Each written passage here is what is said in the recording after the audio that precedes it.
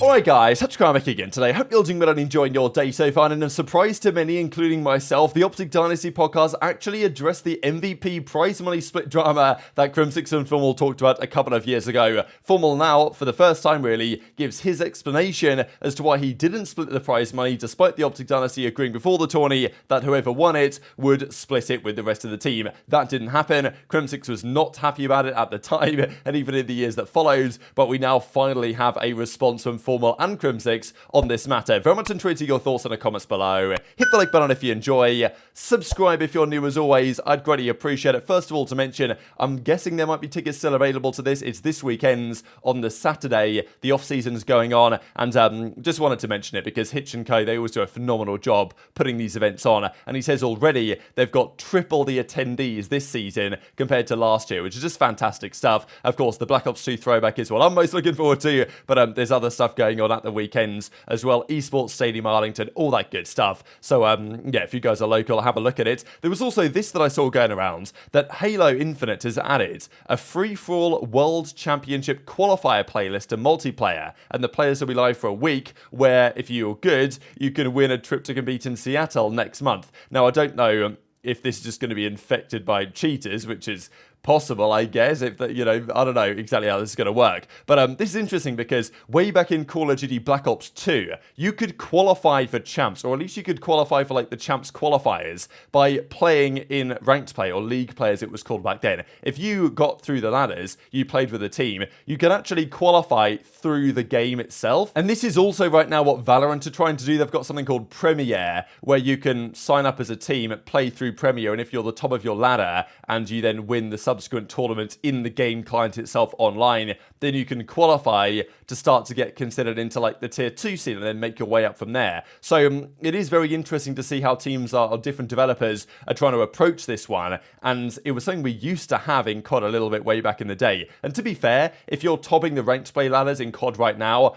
your name will get noticed. aBeZy back in World War II, Thieves in the most recent game as well. So it can help, but there's not like an official way that anyone in the world can play, and if they're really good in the game itself, obviously you've got to watch out for cheaters, unfortunately, but that's the nature of competitive games nowadays, then you can actually make it. Bit to drama as well I wanted to say here from Arcitys, because he actually gave a bit of a response to the Thieves drama a few days ago. There was also this, so one of the funniest clips from the Vanguard season was when Donnie Temp said at the start of the year that Decimate was going to be the MVP, and Prolute says, Desi is a beast, he didn't have the most talented teams whenever he was pro, and honestly, in my opinion, if you run an AR for all that time, he would still be a pro. So, nice comment here from Prolute towards Decimate. Now, Arcitys, you can see this is a later tweet. This is at 3:14, at least my time, and this is at 1:53. So he tweeted this out later, and it's just a copy pasta, right, of what Prolute said. So he's got to be taking the mick out of someone, because you don't just copy what Prolute would say and say it with complete sincerity. If you're going to be doing a bit of a copy pasta like this, either he's taking the mick out of Prolute, or he actually doesn't think Decimate is as good as Prolute thinks he is. So, yeah, I don't know. I thought this was a little bit interesting, to be fair, because initially I saw this and I thought, oh, it's a nice thing for Arcitys to say. But I think that he's actually taken the mick out of somebody here, but I'm not exactly sure who. But in fairness, he then did tweet this out with looking at some of the S&D KDs from the Los Angeles Guerrillas days. These guys are on that roster, but this is the Modern Warfare 2019 season. But since then, it hasn't been so good, at least from a CDL perspective for either of them. Now, we saw a few days ago now, some of them should be in federal jail. The Thieves comment on Los Angeles Guerrillas, and the Sport Up GG account tweeted this out last night. And Asti says, Joey D, the one and only.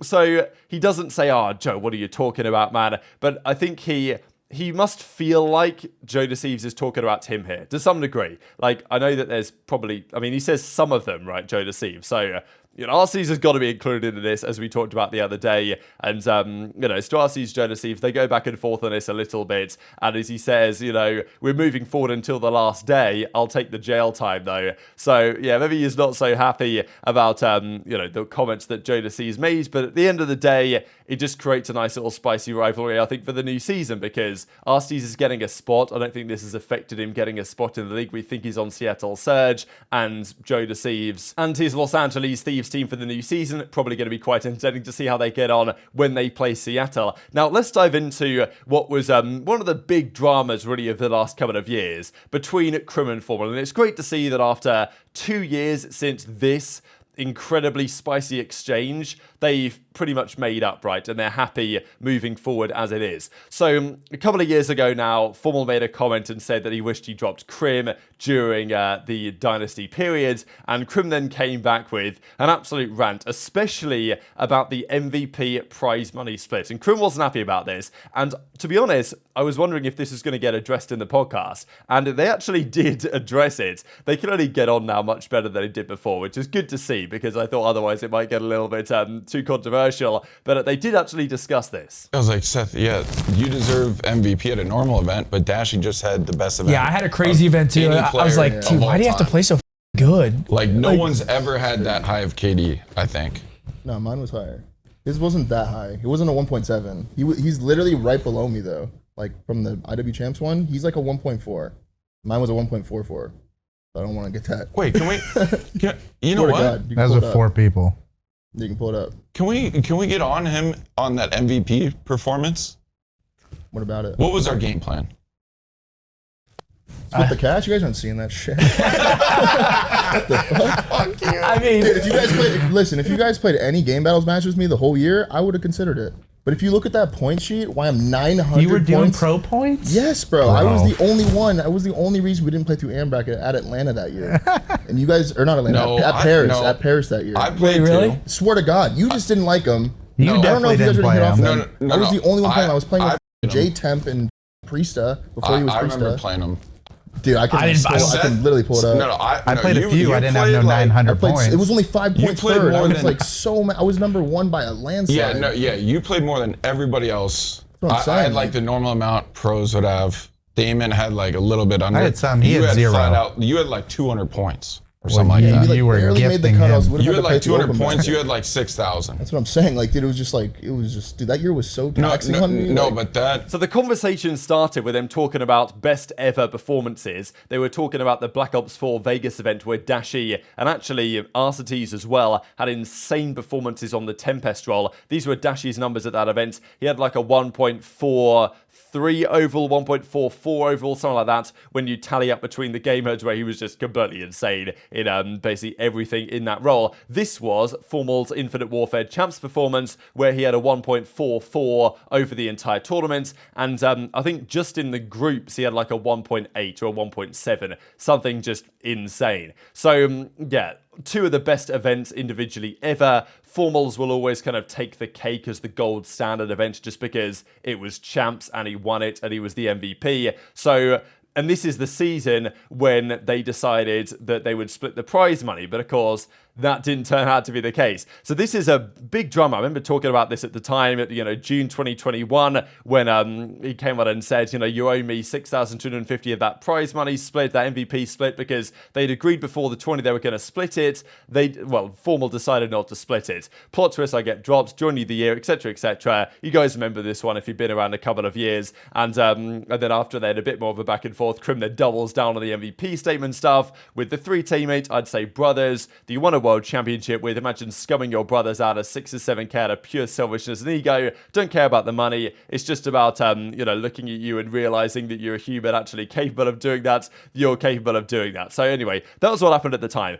FormaL's explanation though was something that I personally not heard before, which was to do with the game battles, pro point matches the players and teams had to play. This was a thing during the later half of the CWL, Infinite Warfare, World War II. The players had to win pro point games to get 5 pro points per match, and then your team would have enough pro points to be considered pro level. So the pros would have to sit there and play their like 5 pro point game battles games a day, in addition to actually playing tournaments and scrimming and stuff like this. And this is where some of the drama happened with Censor in World War II, because some teams were either using different players on Ringer accounts, or they were just getting free wins in these pro point games, so they didn't have to bother playing them. And then Doug wore the wire to expose Nameless for doing this, and that's another dark rabbit hole of COD history. But this is FormaL's game battles page. We can actually see here Infinite Warfare, 170 wins, 8 losses, played a lot of game battles. Compared to Crimsix's page, I'll just look at those two. Crim was 65-2. And we can actually see, if we look at the pro point leaderboards here for the season, that the top players were FormaL, Crim, Karma, and Scump, obviously, because they were all on that roster that won everything. And the vast majority of these pro points are won by winning the actual tournaments, right? By winning the events, you get loads of pro points. Every pro point game battles game they played was probably for like 5 or 10 pro points, something like that. So the discrepancy here between FormaL and Crim, according to FormaL, is pretty much just because he played way more game battles games. And without him, they wouldn't have had the seeding they needed. They wouldn't have been able to go to some of these events and actually start in the normal bracket. So he felt like he was contributing a lot to the success of their roster. So much so that when it did finally come around to the World Championship and he had the best event individually of all time, he decided, you know what? I've done enough for these guys. I'm taking that cash. Like, I ain't going to split it, as they said. I always thought the reason why FormaL did this was kind of like he thought, well, you know, I just had the best event ever and I carried these guys to the dub. Like, give me that cash. Which, you know, in some respects you say, well, maybe it's not the best thing to do morally, but you can kind of see why he thought that. Whereas this is another interesting explanation that Crimsix says, you know what? Yeah, but that's fair enough. Like, you guys, you did grind out a lot this cycle in the pro point side in the early part of the game, and without FormaL, then they probably wouldn't have been in the same position they ended up being in. So it is nice to see that these guys have seemingly kind of made up now after all this drama, because generally when I read that stuff a couple of years ago, I was like, damn, are these guys ever going to be able to get back on reasonable terms and actually discuss this man-to-man in person? But clearly it's the case nowadays. So yeah, good to see. But yeah, I don't think that money's going anywhere. You know, FormaL, as soon as Crim said it, he was like, you think you're getting that cash? Like, nah, that's staying in my bank account, buddy. So, you know, and of course, it's not like, for Crimsix, it wasn't about the money, it was about the morals behind the decision, and FormaL has now explained his reasoning behind it, which I thought was pretty nice to see. There was also other things mentioned in the episode, especially on the Black Ops 4 World Championship, and I was going to talk about this anyway today, and then they mentioned it in the episode, so I thought I'd go into some more detail. Black Ops 4 champs, the Scump was saying in the episode, they would always smash evil geniuses. And OpTic were looking good that event. They'd won their first couple of rounds. They played a United eventually in round 2. They had to go down to losers, make a bit of a run, eventually lost 100 Thieves, and then it was United 100 Thieves in the finals. United won, and that was the first ever World Championship for Simp and aBeZy in their rookie year. Arcitys as well, Priestahh as well. And for Clay, that was his second. But OpTic weren't that good against United. They couldn't tend to beat United generally, but OpTic could have played against evil geniuses in the third round. I think it would have been in the winners bracket at the World Championship, and that is because EG almost beat United here, and this to me is one of the biggest what ifs in COD history, actually, and it's a few years ago now for some of the potential implications to have taken shape. This is the screenshot that I know will hurt many fans of this team at the time, and hopefully none of those players are watching, because this is a rough one. This was Champs 2019, just to make it very clear. EG are up 2-1 against United. They're up 244 to 168. aBeZy is 32-14, and I remember watching this live, and aBeZy went for this grav slam. It was an unnecessary grav slam, but I think that he thought that they were going to win the game anyway. He kills his teammate and one of the opponents, eventually dies. United get another hard point, and then, you guessed it, they make the comeback to win. Now, this was also with accuracy and attach on the team, along with aBeZy, Jacob, and Exotic, and this was, I mean, once they lost this map, after getting comebacked on like this, they lost the game 5. United went on to not lose a series for the rest of the tourney. This was the chance. EG were looking pretty good this event. Had they knocked United down to losers, United might not have won the event. OpTic were very confident they'd have beaten Evil Geniuses, and who knows, United could still have won. They were the best team, definitely possible. But this would have been a big what-if moment, right? And Scump was looking back on this saying, damn, if only they just closed this out. It could have been a very different story that year. And then, like, imagine if United didn't win champs, unless they OpTic did. Imagine what could have been different going into the franchising era that followed. I mean, it was crazy stuff. So, yeah, very much intrigued to your thoughts in the comments below. Speaking of some of these players, I thought this is cool from Hitch as well, that he's looking to potentially do some sort of MWR Creator League. MWR was such a fun game when it came out alongside Infinite Warfare. I played MWR like exclusively for the first 6 months of that Infinite Warfare cycle, and then eventually I got bored of it and played IW again. But yeah, so it would be kind of interesting to see if this can happen, but I think that Methods maybe is busy. Hitch is trying to do something though, so cool to see again. But very much intrigued to your thoughts in the comments. Hit the like button if you enjoyed, subscribe if you're new, take care, and I'll see you next time.